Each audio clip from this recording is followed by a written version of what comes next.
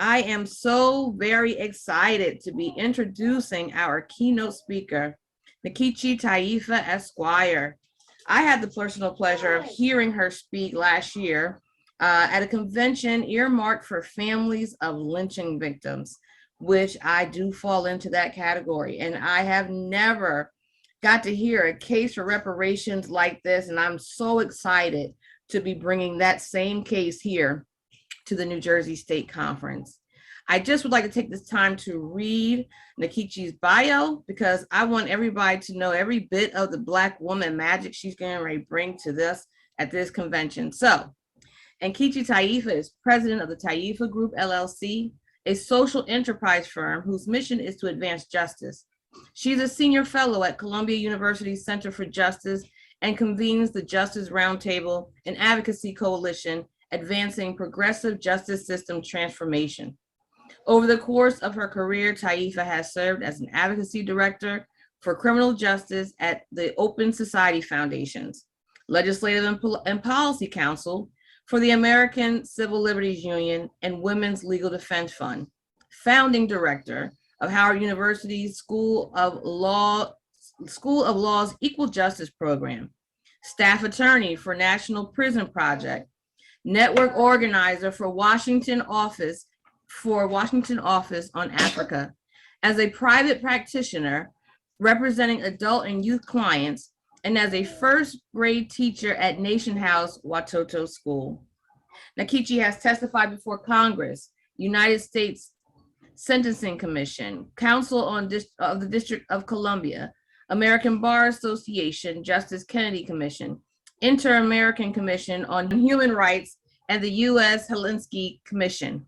She was a special prosecutor delivering the opening statements in the People's Tribunal on Mumia Abu-Jamal and the People's Tribunal on Hurricanes Katrina and Rita. She served as an appointed commissioner and chair of the DC Commission on Human Rights from 2007 to 2014. An award-winning attorney, Nkechi Taifa is past president of the DC chapter of the National Conference of Black Lawyers. She is a founding member of NCOBRA, the National Coalition of Blacks for Reparations in America.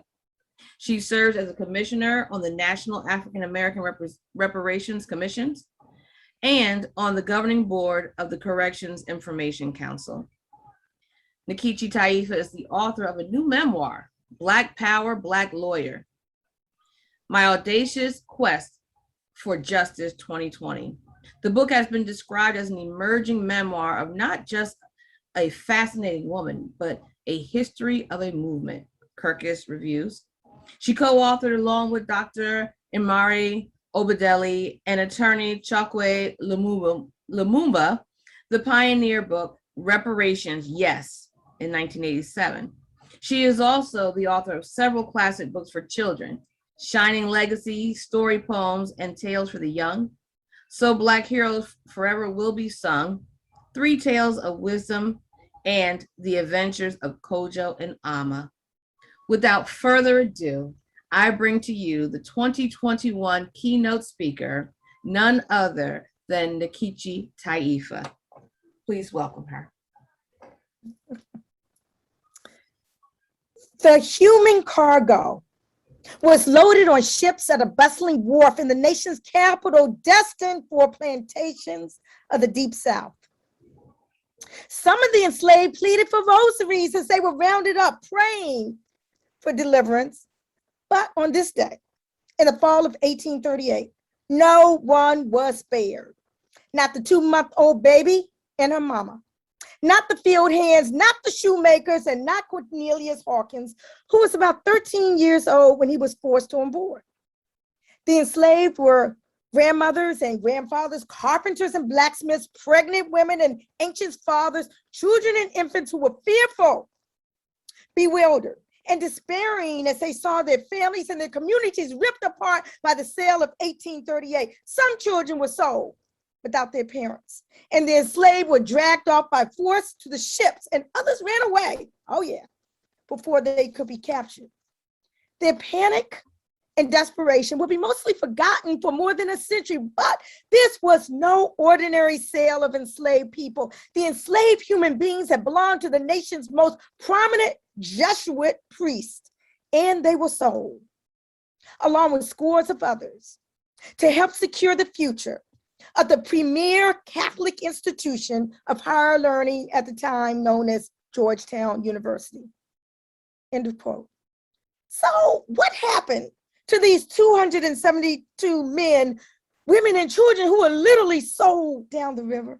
And what NAACP, if anything, is owed to the descendants of these enslaved and the descendants of millions of others, including those from the state of New Jersey, whose names and circumstances we may never know, or who were sold, or insured, or raped, castrated, lynched, subjected to gynecological experiments devoid of anesthesia, convict leasing, forced sterilization, syphilis, redlined, police murders, mass incarceration. What is owed, if anything, to the descendants of the enslaved, whose kidnappings and tortures and uncompensated labor helped to ensure the survival of colleges and universities and banks and corporations and industries and religious institutions and private states and, yes, local, state, and for the federal government.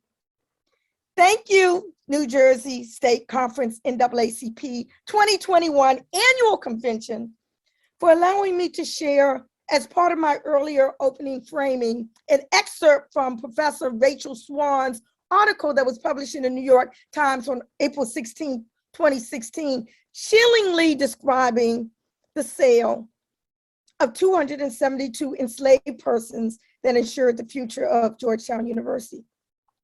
I'm so very pleased to speak and to have been asked to speak at this auspicious convening on the issue of reparations, particularly in a state where I understand was one of the top states for the Ku Klux Klan, a state that has been referred to as the slave state of the North, a state that not only opposed the Emancipation Proclamation, but the 13th Amendment as well.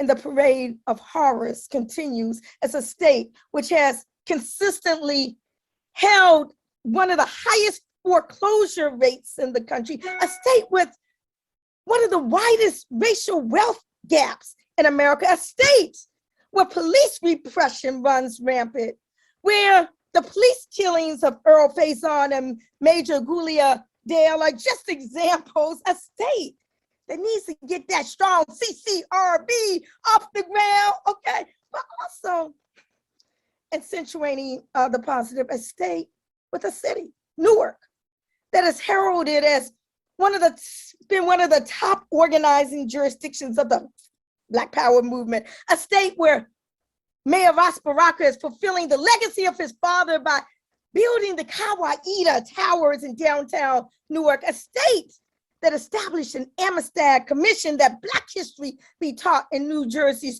schools. And I understand the struggle still continues on that ground with respect to implementation and accountability. And just as an aside, I had some children's books that I published way back in the day, 40 years ago, as well as a reparations book that was mentioned in 1987 that I co-authored, both of which have just recently been banned by the Central York, Pennsylvania school district. So as the fight for the Amistad Commission in New Jersey and Black history being taught in the school, as that fight continues, we need to ensure that there is implementation and accountability. But again, a state, New Jersey, with several jurisdictions, Camden, Patterson, Newark, Passaic County, maybe more, those are the ones I know about, having passed resolutions in support of the federal reparations bill, not today, when reparations has become sexy and fashionable, but back in the day when the issue was on the fringes, a state where its Senator Cory Booker is the sponsor of the historic Senate Bill S-40, and a state where legislation for an historic reparations task force has been introduced. Thank you, Assemblywomen Sumter, Timberlake, and Reynolds Jackson. New Jersey, yes. I'm very honored to appear before you today. And thank you, New Jersey State Conference President Richard Smith, for your riveting President's address on the state of civil rights in New Jersey earlier, and Convention Chair Crystal Charlie Sibley, not just for your role as Convention Chair, not just for hearing me last year and inviting me here, but for your hosting of this timely conversation and your legacy as being the granddaughter of a lynching victim. But my brothers and sisters, unlike the Georgetown University and Jesuit revelations, where there was a ship's manifest with names, there's rarely evidence of identifiable descendants from the enslavement era from which to highlight not only the atrocities of the era, but its continuing vestiges and seek acknowledgement and remedy. That is why passage of the New Jersey State Reparations Task Force is so pertinent. It's past time that crimes against humanity and grievous injustices nationally and locally be opened up and scrutinized and rectified. Indeed, the history of reparations for African descendant people in the United States was once in the not too distant past, was once unthinkable by mainstream America as viable public policy. Why? I submit because much of the information about the enslavement era, its vestiges, the role of culpable parties in general has been buried for a very long time. Just as the bombing of Black Wall Street, Tulsa, Oklahoma, the massacres in Rosewood, Florida, Elaine, Arkansas, Wilmington, North Carolina, and countless others yet to be uncovered were buried. But our history must not be buried. It must not be swept under the rug.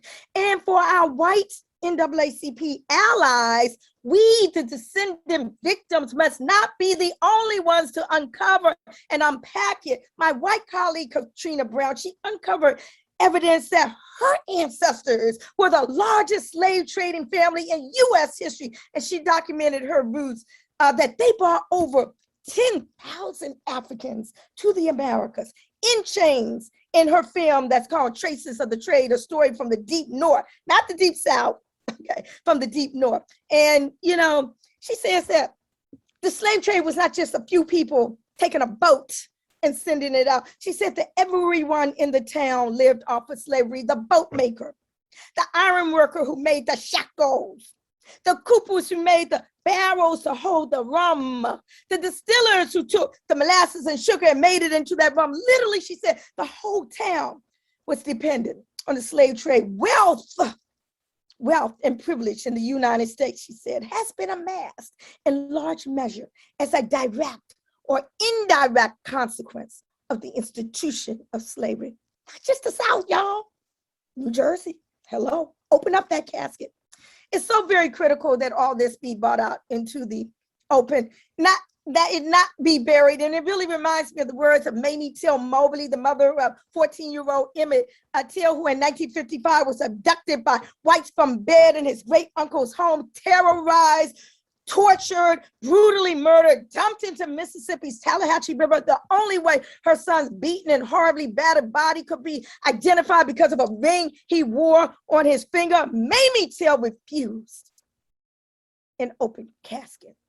She said, I don't want to bury his memory under the rug. She stated emphatically, I want to open up the casket. Open it up, she said. I want the world to see what they did to my boy. And just as that casket was opened up for the world to see what was done to Emmett Till, today we're going to open up the casket of the legacy of enslavement, and we're going to make the case for remedy and for a racial reckoning in this country. Yup, it's time to say that word. As Ryan P. Hayward, president of the New Jersey Institute for Social Justice, has articulated, incredulously, it's my understanding that certain New Jersey politicians have asked him, when speaking about the pending New Jersey Reparations State Task Force, do we have to use that word?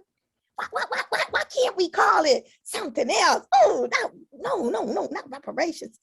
Nah, Ryan says, this is not a time in our nation's or our state's history to be timid. It's time to stand up, he demanded. It's time to be bold. It's time to say that word. Reparations. The subject is hot. It's scalding, and at one time unthinkable by mainstream America as viable public policy, yet it is only a question, should the United States government pay reparations to the descendants of Africans held as slaves? Just the question, Congressman Conyers would say to me. He said, we ask questions about everything. What's up in the space? What's underneath the water? Interesting questions, he would say. But this one has been studiously avoided. Why? The answer may be because few questions challenge society to consider 400 years of history all at once, to tunnel within our souls and to discover what we truly believe about race and equity and the value to be placed on human beings. Why shouldn't the great-great-grandchildren of those who were stripped of humanity, language, and culture, repeatedly raped and bred, forced to labor for free, tortured, horrifically lynched, and then after so-called emancipation, slavery being continued by another name as convict leasing and the peonage system and the chain gangs and the stripped of land and denied the benefits of the Homestead Act and victimized by apartheid Jim Crow and massacred wholesale and Black enclave townships, relegated to substandard housing, exacerbated by redlining, denied the benefits of the GI Bill, subjected to inferior and false education, inundated with disparate healthcare, imperiled to a mass incarceration unmatched in the world, economically dispossessed, disenfranchised, and still being subjected today to blatant voter suppression. Why should our people not be compensated? Ask one question and invariably leads to another and yet another, and then a few more. Why should white American taxpayers who never enslaved people or lynched people or participated in redlining, why should they pay for the sins of ancestors they never knew? What about those whites who arrived long after chattel enslavement period? Why should the federal government pay? What about states and cities and corporations and religions and academic institutions, private estates? Hasn't the United States already paid reparations through affirmative action? What type of price tag should be put on over 2 centuries of legalized inhumanity? What about Oprah? She should get a check. Okay, y'all, if nothing else, one answer is crystal clear. Reparations is a well-established principle of both domestic and international law, which the United States government is very much well aware of and has participated in. It is payment for injury, redress for wrong done. And part of that remedy is why we're here today, because reparations is not solely an economic concept.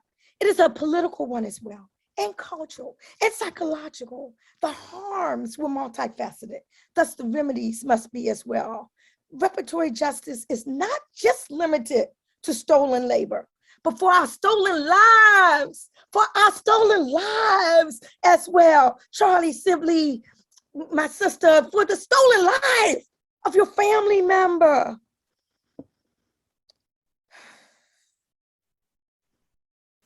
You see, the political essence of slavery was also found in the illegal imposition of U.S. jurisdiction on the enslaved and her descendants. It can never be overemphasized that Black people are on this soil as a result of warfare supported by the United States and other nations, and are here as a result of a vicious colonization, cultural and physical rape, economic exploitation under chattel and mental bondage and terror. That is the historical record, and the firm ramifications of this record, whose casket we are still opening up, must not be endlessly ignored. Open up that casket. Reparations is an issue whose time has come. Today is exactly 32 years after the introduction of H.R. 40 by Congressman John Conyers in 1989. And I remember the time vividly. I was an integral part of organizations and individuals that came together 2 years before that to found NCOBRA, the National Coalition of Blacks for Reparations in America. But you know, my personal journey began long before that. Mine actually started in the early 70s as a high school teenager selling Black Panther newspapers on the streets of Washington, D.C. And one day after tired of selling, I, took a break and I sat down on the curb. I actually opened up the paper and read through the issue. And there was a page, the page that was called What We Want, What We Believe.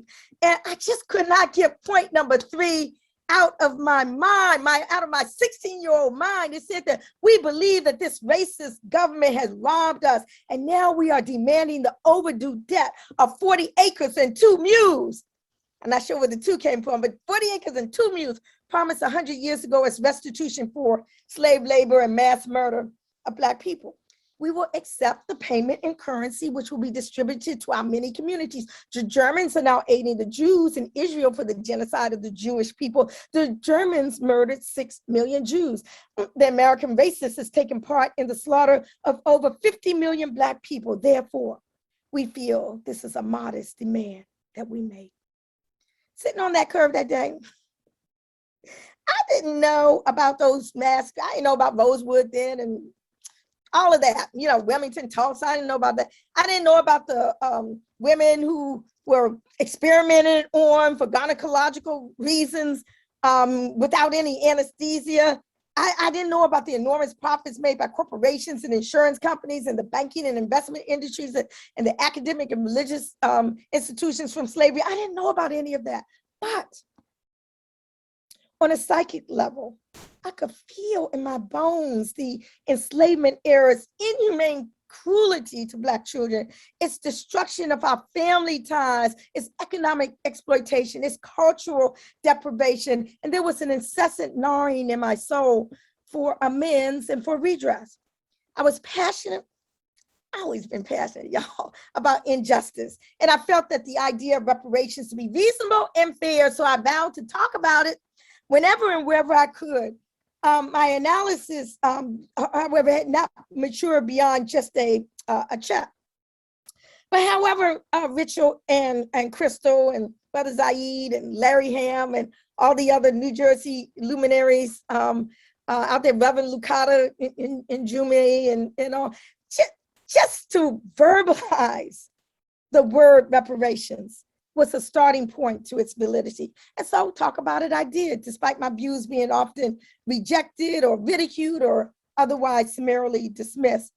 So standing on the street corner that afternoon, little did I realize that some 50 years later, kind of old, I would be in the company of some of the leading academicians, economists, historians, attorneys, psychiatrists, political people, and more, domestically and internationally, promoting the right to and the need for reparations. But the demand for reparations in the United States, it didn't start when I was 16 years old. And let me tell you, the claim certainly did not drop from the sky with Ta-Nehisi Coates' brilliant article, The Case for Reparations, or Nicole Hannah-Jones' articles in the New York Times, both of which have opened up that casket for a new generation to learn and hear about this issue. But indeed, there's really been no time in our history when the call for redress was not passionately voiced. There was Belinda Royal back in the 1700s petitioning the court for a pension from the proceeds of her former enslaver's estate.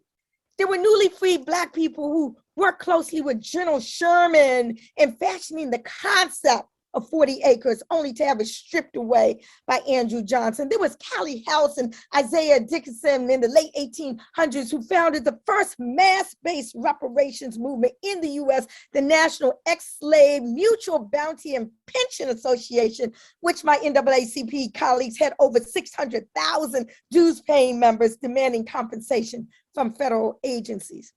It was Marcus Garvey during the early part of the 20th century talking about repatriation, not swimming in the ocean naked, but with redress. And one of his followers, who became known as Queen Mother Otley Moore, kept the issue alive her entire life, sparking what I call the modern era reparations movement, influencing the Nation of Islam, James Foreman and Martin Luther King from the Civil Rights Movement, the Black Panther Party, the Republic of New Africa, the National Black United Front, Congressman John Conyers, the National Coalition of Blacks for Reparations in America, the National African American Reparations Commission, the Movement for Black Lives, and countless others.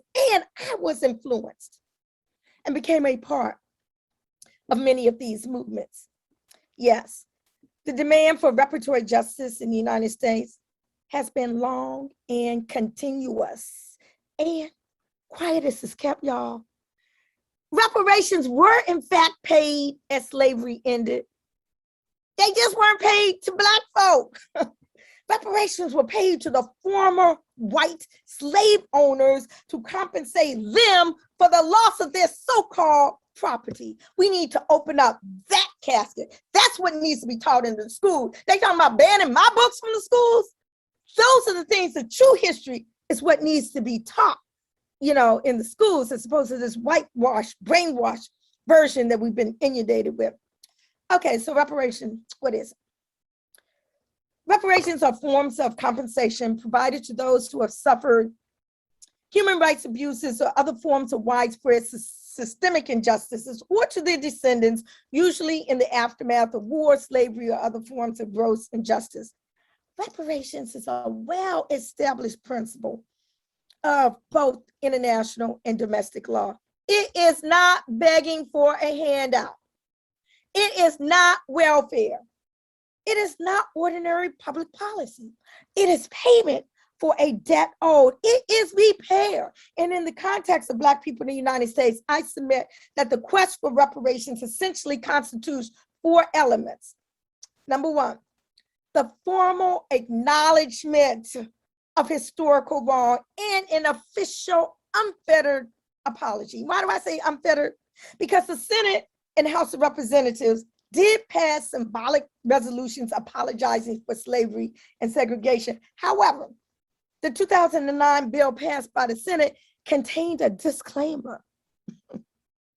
It said that those seeking reparations or cash compensation could not use that apology to support a legal claim against the United States. The audacity.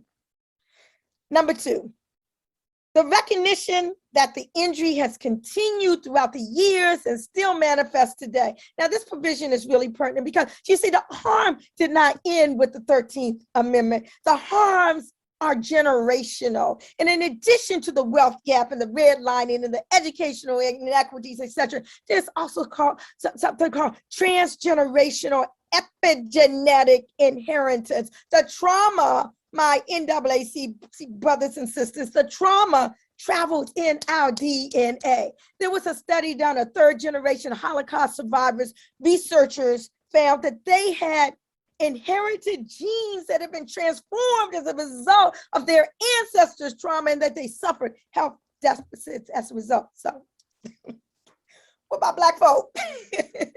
Our people have inherited centuries of trauma as a result of not only the enslavement era, but everything else. There are reasons why our people are dying disproportionately from the coronavirus.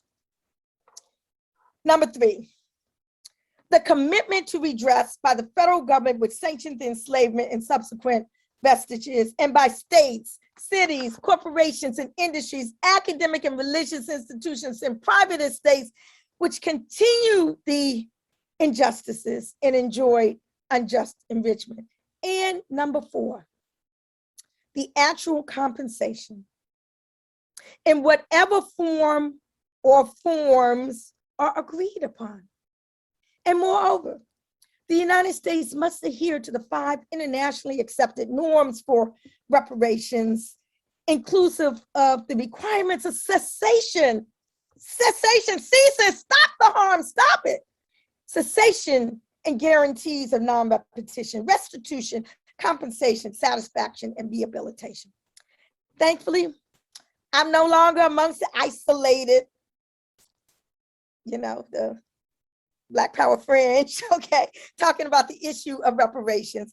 The concept is no longer on the fringes. With me are organizations such as y'all, the NAACP, the ACLU, Human Rights Watch, their religious organizations, their sororities and fraternities, their professional organizations, their civic groups. There's the U.S. Conference of Mayors, there's state and local jurisdictions across the country. There's Amalgamated Bank. There's the Players Coalition of professional athletes and coaches and owners across leagues.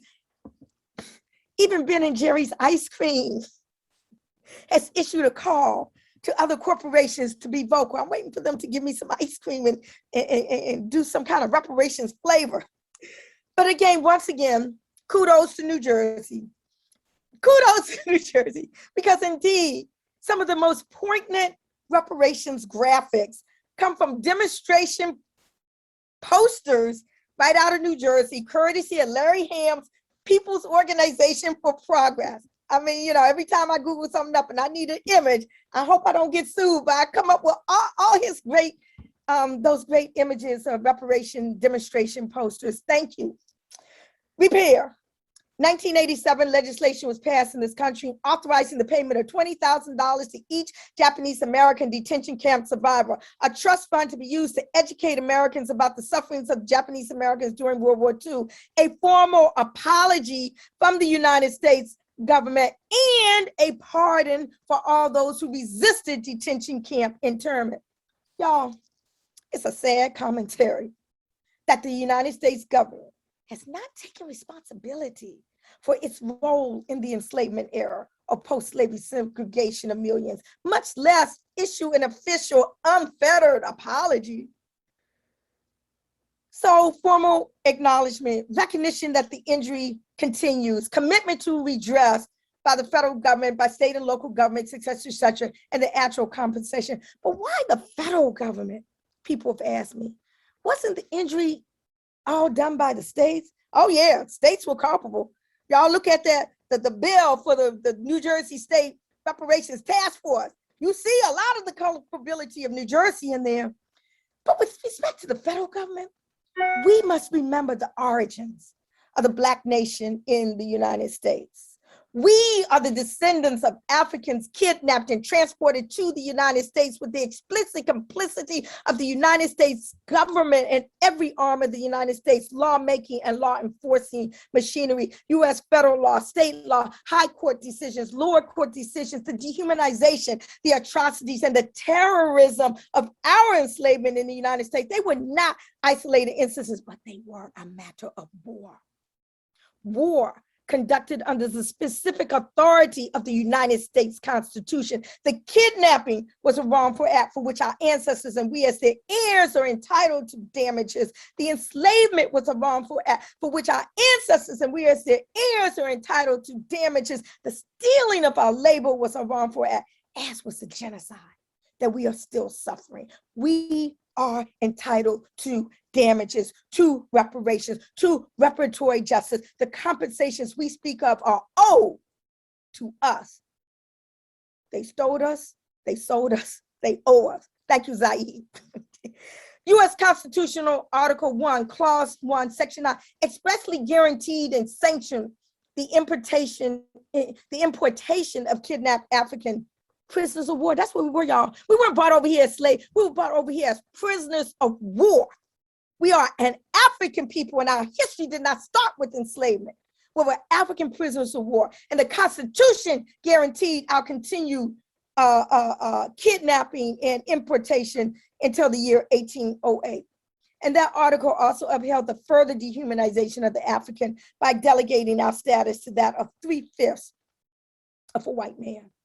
And most egregiously, it was war conducted against the African on this soil under the authority of yet another constitutional provision, Article 4, Section 2, Clause 3, also known as the Fugitive Slave Provision, which mandated that no African, even if he or she had reached a free state, none of us was safe. And it was the duty, it was the legal obligation, it was the constitutional responsibility of every single white man, woman, or child to track down the escaped African and deliver us up to the United States government. You see, this is why redress from the federal government is so very important. Every time we ran away, my brothers and sisters, it didn't matter if we just slipped away quietly in the night, Harriet Tubman. It didn't matter if we organized elaborate insurrections, Demarvisi. It didn't matter if we fled to Pennsylvania or New York. They were going to come after us with their armed forces, their patty rollers, their militia, and their dogs. Why didn't it matter, y'all?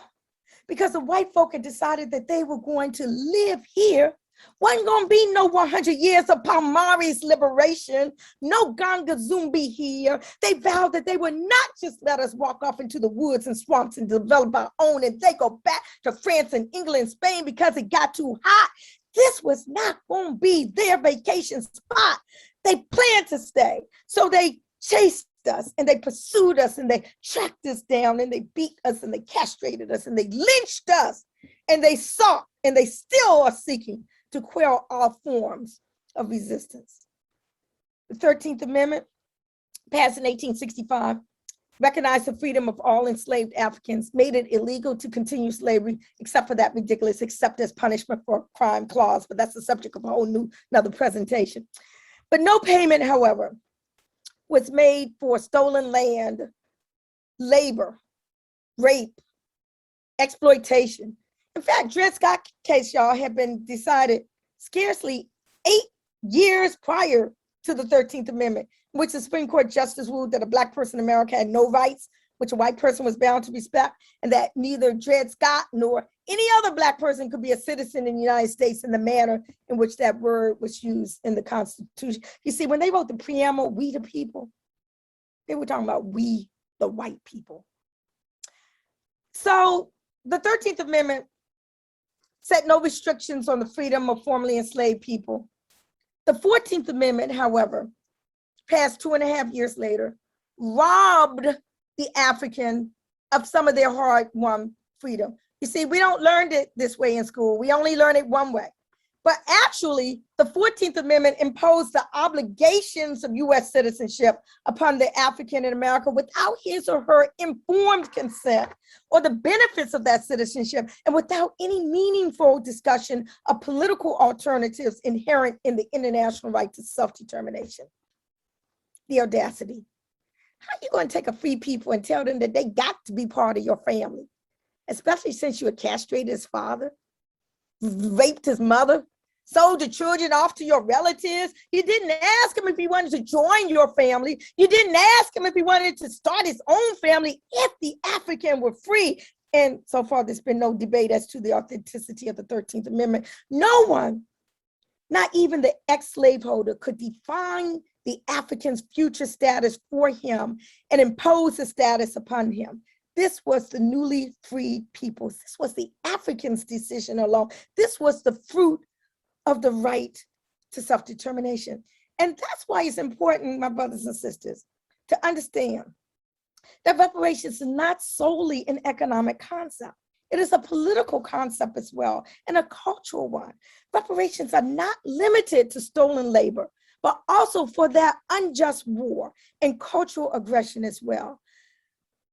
It can never be overemphasized that Black people on this soil, as the result of warfare, supported by the United States and other nations, and are here as a result of colonization, exploitation, under chattel and mental bondage and terror, and the full ramifications of this historical record must not be endlessly ignored. So my brothers and sisters, when we see that video, you remember a couple of years ago, of the ruthless pursuit, chasing, and blatant gunning down of Walter Scott in South Carolina and Ahmaud Arbery just last year in Florida, like runaway slaves. When we see the gunning down of Michael Brown in Ferguson like a dog in the street, when we see Major Julia Dale in a mental health crisis killed by Newton police, when we see Earl Faison dying in police custody less than an hour after being arrested, when we see George Floyd murdered by a knee to his neck, and the countless others, all by those who have been sworn to uphold the law, we know there is a connection between the U.S. criminal punishment system, Rick Robinson, and the necessity for reparatory justice. There is a connection between the disparities in the healthcare system and the necessity for reparatory justice. There's a connection between the lack of economic opportunity and the necessity for reparatory justice. There is a connection between the post-traumatic slavery syndrome and post-incarceration stress syndrome and the necessity for reparatory justice. There is a connection. And each harm must be compensated. And it is past time that the roles of government at all levels be emphasized. We also hear, I'm innocent. I should not be held liable for the things that happened 100 years ago. That was my great-great-grandfather. In fact, I'm a liberal. I voted for Obama. These are white folks talking. Well, we all stand on the shoulders of those who came before us. Although the present generation of whites may be innocent of what their forefathers and foremothers, y'all, don't forget,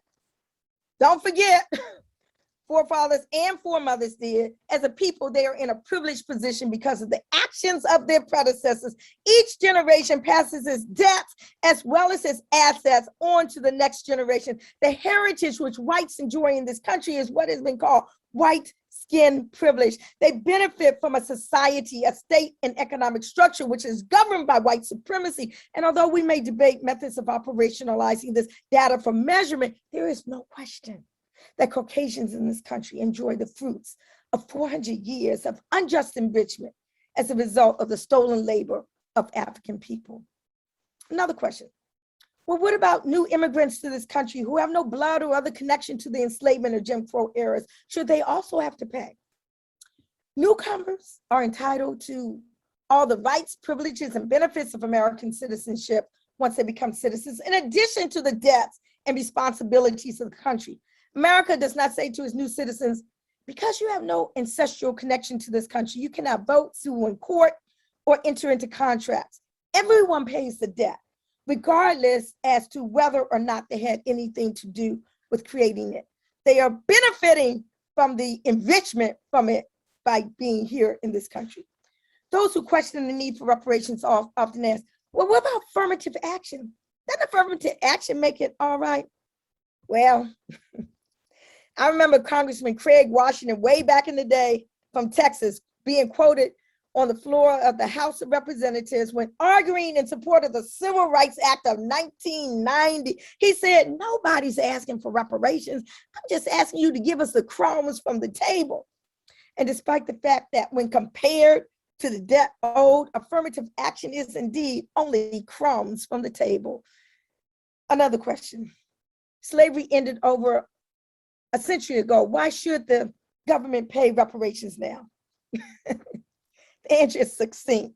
It should be paid because it is old. Had it been paid before, there would be no past due debt now. There is no statute of limitations on redressing human rights violations. And guess what, y'all? Debts are neither absolved nor diminished by the passage of time. In fact, over time, y'all know you got them credit cards. Over time, debts grow larger with interest.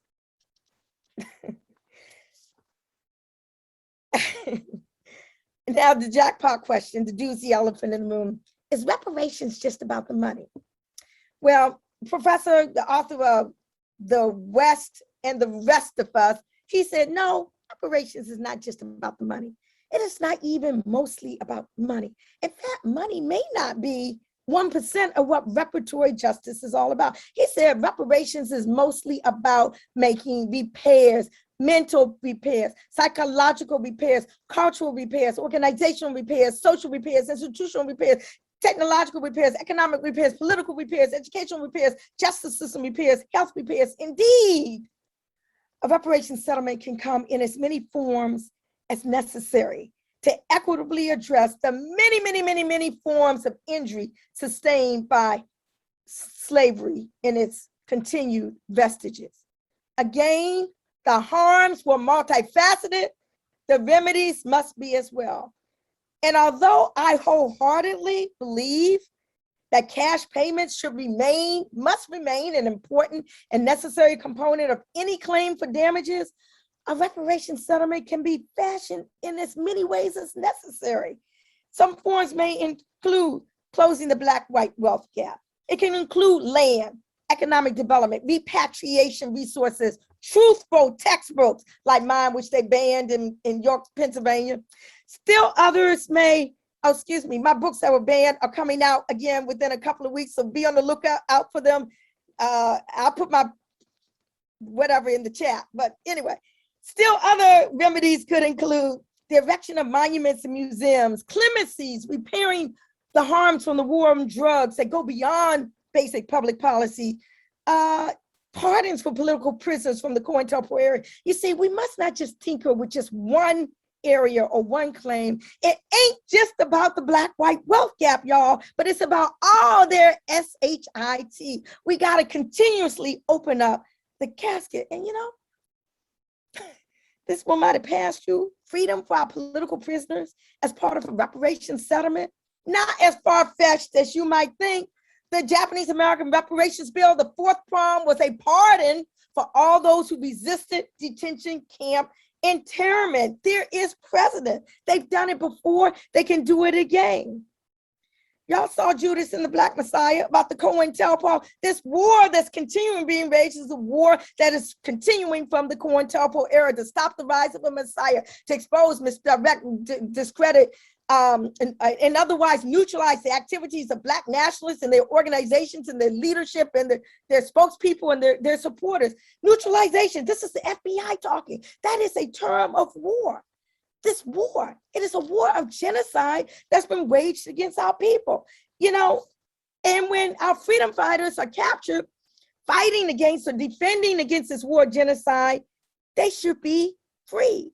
And you might say, Nkechi, okay, you're going a little bit too far. Genocide, Black people have not been annihilated like the Native peoples. Genocide, Nkechi, Black people have not been burned in the ovens like the Jews. Brothers and sisters, we must untrack our colonized minds. We need to look at what is already there in print. The definition of genocide in not only international law, but in the US Code is killing members of a group, causing serious bodily or mental harm to members of the group, inflicting on the group conditions of life calculated to bring about their destruction in whole or in part. That's the definition. And you're going to tell me that doesn't relate to us? So that brings me, as we're coming to a close, to Sundiata Acoli, racially profiled, stopped on the New Jersey Turnpike.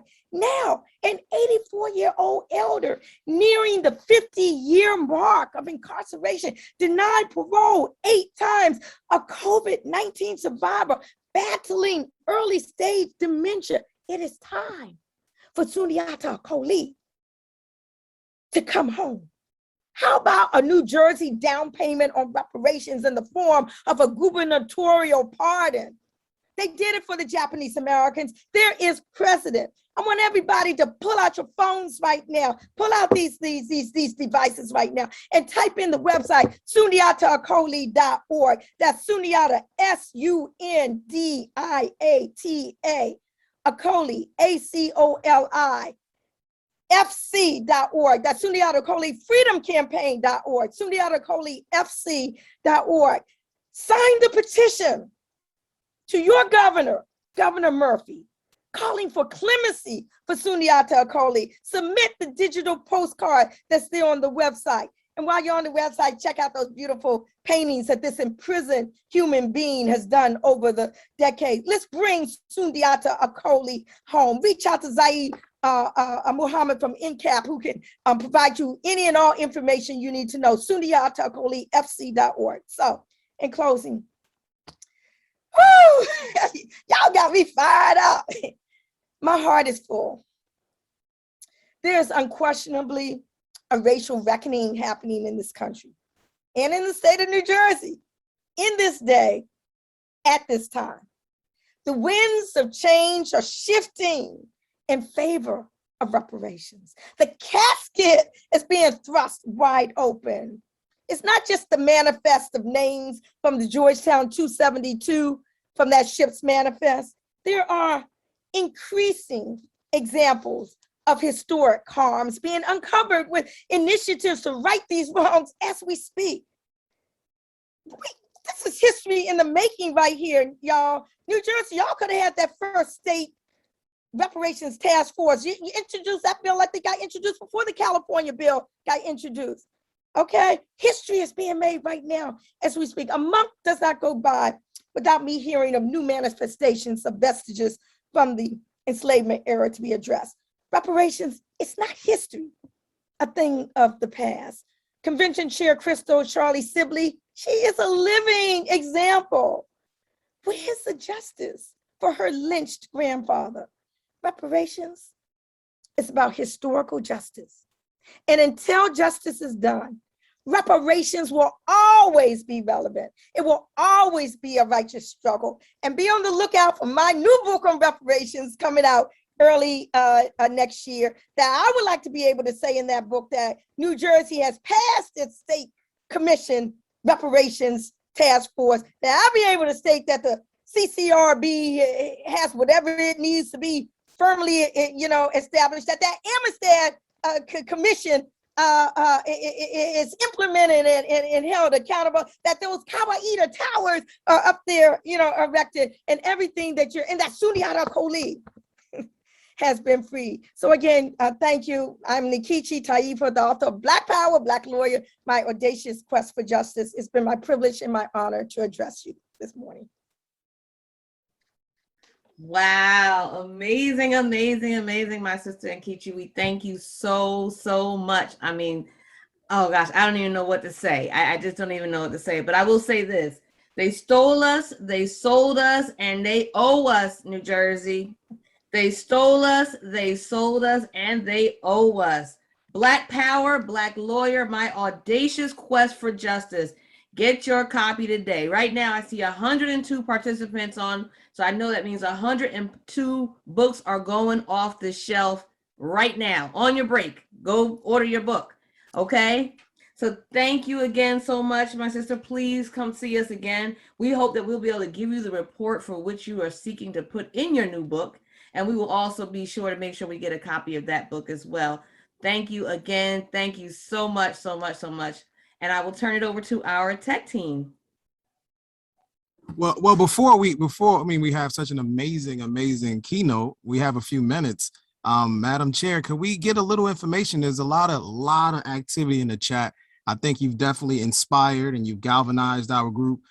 Can you give us some instructions on how people can go about getting more involved in the fight for reparations in their respective locations? Oh, yes, absolutely. If there's been no other time, this is the time for people who want to get involved, because there's so much going on right here, right there where you are in New Jersey. You need to get with the people who are mobilizing behind the state commission coming up. I spoke about the brother from the social justice committee. I talked about Brother Zaid, Brother Reverend Luke. Look out, my brain is just going. But there's loads of stuff happening in Jersey. Larry Ham, People's Organization for Progress. But then nationally, there are organizations like NCOBRA, www.ncobraonline.org, with loads of resources. HR 40, there are more co-sponsors to the federal reparations bill than there's ever been in history. It needs to pass.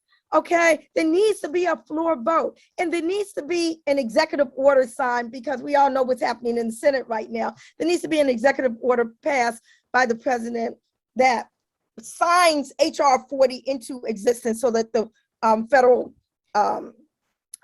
commission can get up and running. There's so many ways for people to plug in right now. Just Google the word reparations and things will come up. But again, check out NCOBRA, check out your local resources there in New Jersey as well.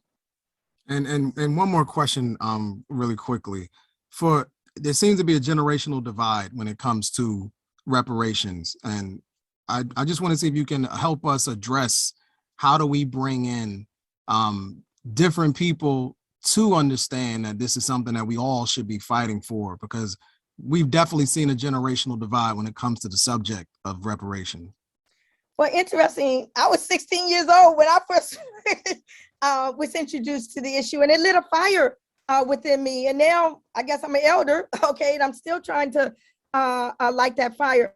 I mean, the young people today need to see the relevance to what they are doing, what's going on. Many of them are very much concerned about issues of climate change. There's a direct connection between that and Black communities, environmental issues, and the disproportionate impact on Black people. Young people were the ones out there in the streets while I was at home trying not to catch coronavirus. The folk were out in the streets protesting in the middle of a health pandemic. Okay, they need to see the connection between that and the historical continuum from the enslavement era and the chain gangs and all like that down to the police killings and mass incarceration. So when these connections are made, I think we begin to close that gap that's there. We just need to make sure that we are part of making those connections and making sure that the youth, I think I heard earlier, and that young brother, oh my God, who sang, I don't even usually listen, lift up. I have never heard Lift Every Voice and sing as beautifully as that brother Bender did. So, I mean, I'm just saying our youth are here and they're doing great things. And it's incumbent upon organizations like the NAACP to ensure that they are part of the advocacy that you're doing. And I think that they are doing that. Also, there needs to be some rap songs about reparations. I mean, there's some out there. We need to have a Stevie Wonder reparation song, like we had Happy Birthday for Martin Luther King's birthday. I mean, there's so many avenues that can be cultivated to really make sure that this next generation takes this up, just as the older generation that I came from carried on the banner from the Queen Mother Moores and the Callie Houses and the Marcus Garveys and the like. Well, thank you again so much and taking the time to answer those few questions and just really bringing this case on home for so many. So I just want to thank you again for your time, and we look forward to having you back with us in New Jersey State Conference again in the very near future. Thank you again, Nkechi. Thank you so much. It was my pleasure.